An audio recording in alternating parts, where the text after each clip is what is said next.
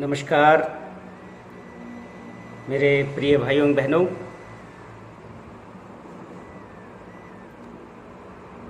एक गलत चीज़ जब बार बार 100 बार 1000 बार बोला जाता है, लोग उसी को सच मान लेते हैं।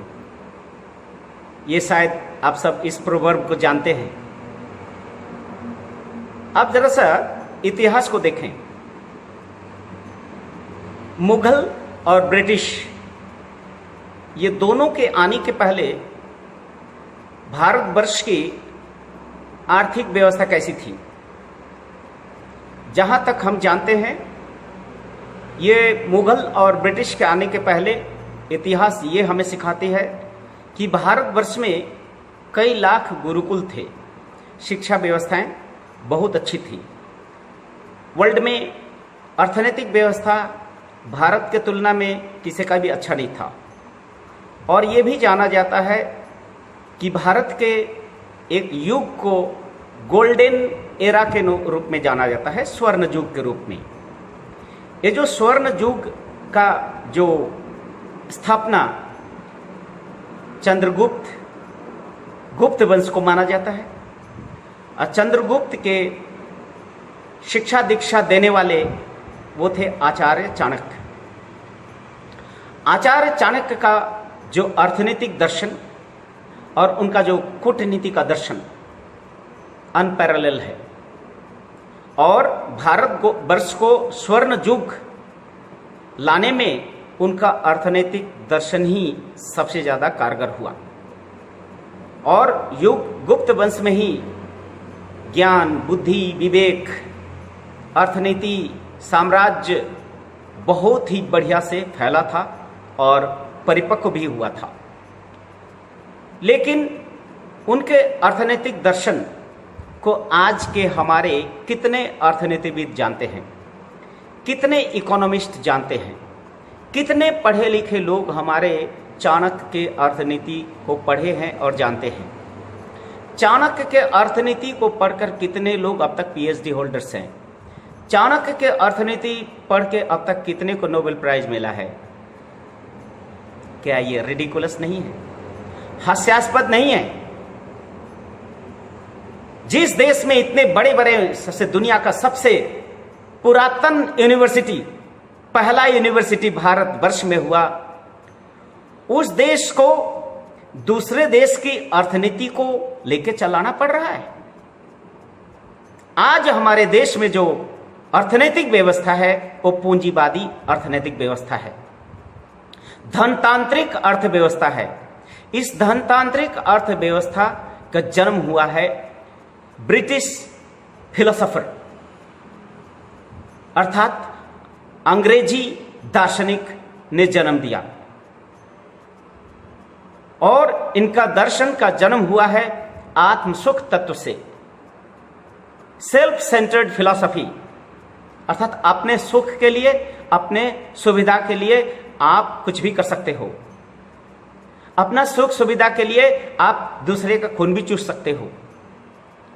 अपने सुख सुविधा के लिए दूसरे का खून भी कर सकते हो।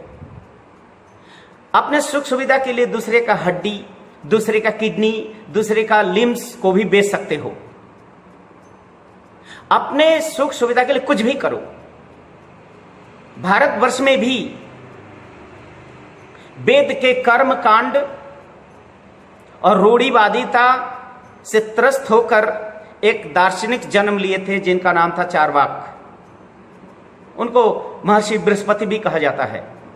अर्थात चारवाक भी आत्मसुख तत्व का पहला जन्मदाता है। उनका कहना था, जावत जीवेत सुखं जीवेत ऋणं कृत्वा घृतं पिबेत। जितना दिन जिंदा रहना है आराम से जियो, क्योंकि जन्म मृत्यु के बाद कुछ भी नहीं है। उन्होंने शायद रूढ़िवादिता, अंधविश्वास के चपेट में आकर जीवन के जो मूल्य है उस मूल्य को भूल गए थे, नहीं समझ पाए थे। जीवन के जो सूक्ष्म जो क्षेत्र हैं उसको वो इग्नोर कर गए, समझ भी नहीं पाए, जिसके कारण चारवाक का जन्म हुआ। उसी चारवाक के दर्शन से प्रभावित होके पाश्चात्य देश में जो दर्शन का जन्म हुआ वह है धनतंत्रवाद या पूंजीवाद। धनतंत्रवाद का प्रथम जो दार्शनिक थे वो थे मैकियावेल्स, जो 1467 में जन्म लिए थे। उसके बाद आदम स्मिथ आए, रिकार्डो आए, गोसेन आए, बेंथस आए, मिल, मार्शल, जेवोन्स, स्टीट, रॉबिन्स। उसके रिएक्शन में जन्म हुआ कार्ल मार्क्स। ये भी मैटेरियलिस्टिक आत्मसुख तत्व के आधार पर है। उसके बाद 1848 से लेकर 1940 तक और कुछ ब्रिटेन में और जन्म लिए, जिसका नाम है Pareto, Pigou, Hobson, Hicks, Kaldor, सितोस्की। ये सारे सब क्या किए हैं? ये सब लोग मिलके पूंजीवाद में जहां भी जख्म हुआ है उस जख्म को बैंडेज लगाने का भी काम किया है, जिसमें अग्रणी है Pareto, Pigou, Hobson, Hicks, Kaldor and Scitovsky. ये सब पूंजीवादी को मरहम लगाकर, बैंडेज लगा के फिर जीवित करने का कोशिश किया है। और ब्रिटिश आने के बाद उसी विचारधारा को, भारतवर्ष के सारे व्यवस्थाओं को, संस्कृति, अर्थनीति सबको नाश करके उसी व्यवस्था को स्थापित किया। एग्जैक्टली उसी भारत से जाने के बाद भी यहां के जो कर्णधार जिनके हाथ में सत्ता हस्तांतरण किया गया वो भी ब्रिटिश के ही सिखाए हुए कठपुतले थे। उन्हें के पढ़ाए हुए, नाम बोला जा सकता है, ब्लाइंडली बोल सकते हैं, विदाउट एनी हेजिटेशन बोल सकते हैं। नंबर 1 महात्मा गांधी, जिन्ना, नेहरू और अंबेडकर। ये सब लोग वही पूंजीवादी दर्शन पढ़ के आए थे। और ये ब्रिटिश जाने के बाद हस्तांतरण किसके हाथ में दे दिए? इन्हीं के हाथ में दे गया है। और ये 70 साल तक जो भी पार्टियां अब तक आए हैं, जो भी पार्टियां, वो भारत का इंडिजिनियस पार्टी हो, ये कांग्रेस पार्टी हो, जनता पार्टी हो, सब लोग सेम धारा को, कांग्रेस पार्टी के जितने वित्त मंत्री थे सब लोग या तो कोई ना कोई आईएमएफ के लीडर्स थे, आईएमएफ में कोई जॉब करने वाले थे, कोई मैनेजर थे, कोई सीए थे आईएमएफ में, वो आकर भारत के वित्त मंत्री बने। और ये पूंजीवादी व्यवस्था को स्थापित करके भारत के जनता को क्या दिया? भारत के जनता को दिया है ब्रिटिश की शिक्षा व्यवस्था, मैकली की शिक्षा व्यवस्था दिया, अर्थनीति का सिस्टम दिया, पूंजीवादी समाज का व्यवस्था दिया, धनतंत्र व्यवस्था दिया। धनतंत्रवाद का लक्ष्य क्या है? धनतंत्रवाद का एकमात्र लक्ष्य है धन संपत्तियों का आहरण करो, जितना करना है करो। Earn according to your necessity, earn according to your necessity, earn according to your capacity, serve according to your necessity. अर्थात जिनको सामर्थ्य है वही धन अर्जन कर सकता है, जिनको सामर्थ्य नहीं है वो अर्जन नहीं कर सकते हैं।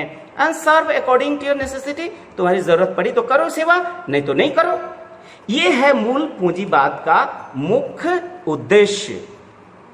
Earn according to your capacity, serve according to your necessity. जितनी कैपेसिटी है क्षमता करो, जितना ज्यादा कर सको करो। ये पूंजीवादी दर्शन वो भूल चुका है कि इस दुनिया की संपत्ति लिमिटेड है। इस दुनिया में जो कुछ देख रहे हैं ये लिमिटेड संपत्ति है, और ये लिमिटेड संपत्ति इस धरती पे जितने जीव है, जितने मनुष्य है, वो सबके लिए है। सबके जीने के लिए, उपयुक्त रहने के लिए, उनके शिक्षा, दीक्षा, वस्त्र के लिए है, उनके उन्नयन के लिए है। ये वो भूल गए हैं, वो भुला दिया भी गया है। और जिनके पास कैपेसिटी हुई, सत्ता के बल पे, अपने शारीरिक बल से जमा करते रहे, जमा कर के दुनिया का संपत्तियों को कुछ हैंडफुल लोगों के हाथ में जमा कर दिया। कुछ हैंडफुल वर्ल्ड के 80% रिसोर्सेज 250 से 300 लोगों के हाथ में है। कई वीडियोस में मैंने ये बताया था। भारतवर्ष के जो अर्थनीति है 70 से 80 गिने चुने लोगों के हाथ में है, धन्ना सेठों के हाथ में है। वो जैसा चाहते हैं वैसे ही होता है, वो जो कहेंगे वही होगा। वही इस देश के हमारे भाग्य विधाता है, 130 करोड़ जनता के भाग्य विधाता वही है, क्योंकि पूंजीवाद है। पूंजीवादी व्यवस्था में धन संपदा का आहरण मुक्त है, जितना कर सको करो। और जो अनस्किल्ड है, जिनमें कोई स्किल नहीं है, तुम मरो, तुम भूखे रहो, तुम गरीब हो, तुम नीच हो, तुम दलित हो, और तुम जियोगे तो मेरे ही दया पर। ये जो वर्तमान एक हमारे जो राष्ट्र व्यवस्थापक हैं, जो भी पार्टी है, इनके एक लीडर जो ही 2012 में वो सत्ता में आए, उनके एक वित्त मंत्री थे, वो गुजर गए। वो कहते हैं धनी के पास धन नहीं रहेगा तो गरीब को क्या देगा। आप लोग उनका वीडियो भी देख सकते हैं। अर्थात धनी हमेशा धनी रहेंगे और गरीब गरीब रहेंगे, और गरीब को भिक्षा देकर वो जिंदा रखेंगे।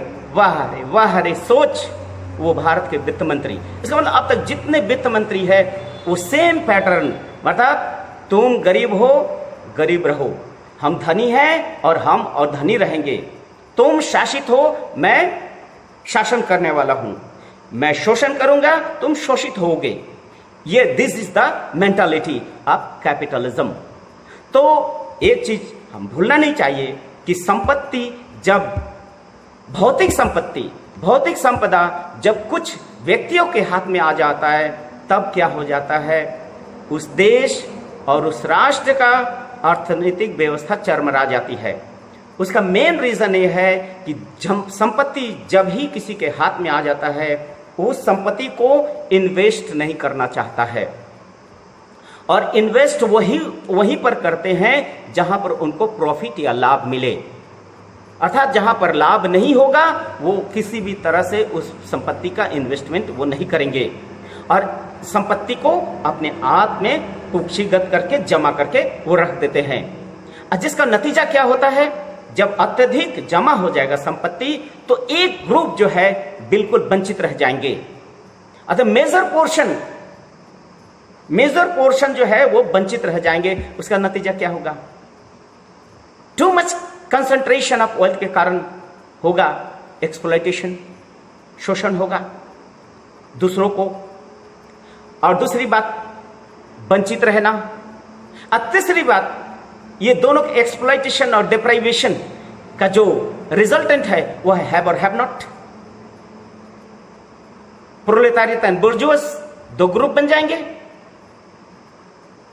एक के पास है एक पास नहीं है, एक खाकर मर रहा है एक भूखे मर रहा है, एक diabetes high blood pressure heart disease से मर रहा है, दूसरे भूखमरी रिकेट्स मालन्यूट्रिशन से मर रहा है।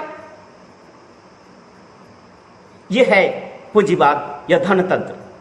अब होता क्या है, ज्यों ही आपको कंसंट्रेशन ऑफ वेल्थ होगा और धन जब आपके हाथ में जमा हो जाएंगे, उसका जब यूटिलाइजेशन नहीं होगा, तब no investment, then there will be no production, no job, no purchasing capacity. क्रय क्षमता आपके हाथ में नहीं है, खरीदने की क्षमता आप में नहीं है।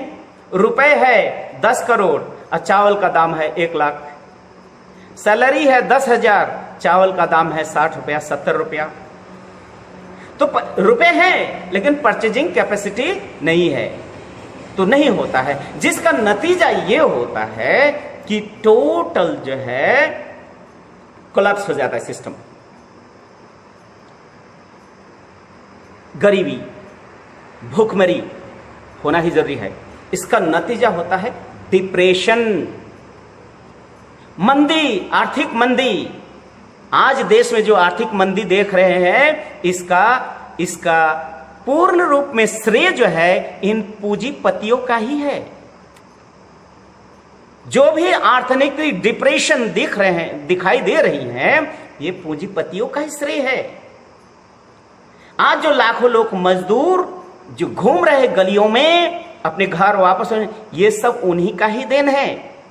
यही लोग उनको लेबर के रूप में दूसरे स्टेट में ले गए थे। आज इंडस्ट्रीज बंद है, वो भाग रहे हैं, उनको भगा दिया जा रहा है। ये उन्हीं का क्रेडिट है। ये कभी भी भूलना नहीं चाहिए। अब देखिए, ये तो डिप्रेशन आना ही है। डिप्रेशन के बारे में नेक्स्ट वीडियोस में मैं बताऊंगा कि डिप्रेशन का मुख्य कारण क्या है। कारण यह है और इलेबोरेटली हम बताएंगे। अब आइए कि ये जो पूंजीवाद सिर्फ और सिर्फ आपको इसे आपके पेट में ही लात नहीं मार रहा है, ये आपको मानसिक रूप में भी गुलाम बना रहा है, मेंटली आपको स्लेव बना रहा है। आप नहीं तो देख सकते हैं, आजादी के बाद जापान में 100% लिटरेसी और हमारे भारतवर्ष में अभी लिटरेसी नहीं है। सिर्फ बड़े बड़े भाषण है दूसरों को शिक्षित करने का। एक्चुअली फैक्ट ये है कि ये चाहता ही नहीं है कि ज्यादातर जो लोग हैं शिक्षित हो, क्योंकि शिक्षित हो जाने से उनमें अर्थनैतिक चेतना जागृत होगी, सामाजिक चेतना जागृत होगी। सामाजिक चेतना जागृत होगी तो इनका जो शोषण यंत्र है ये चल नहीं पाएगा। इसीलिए वो कभी नहीं चाहता है कि इस तरह का हो। इसीलिए जितने भी गवर्नमेंट स्कूल है उनके टीचर्स की सैलरी तो है, लेकिन एजुकेशन ठन ठनाटन।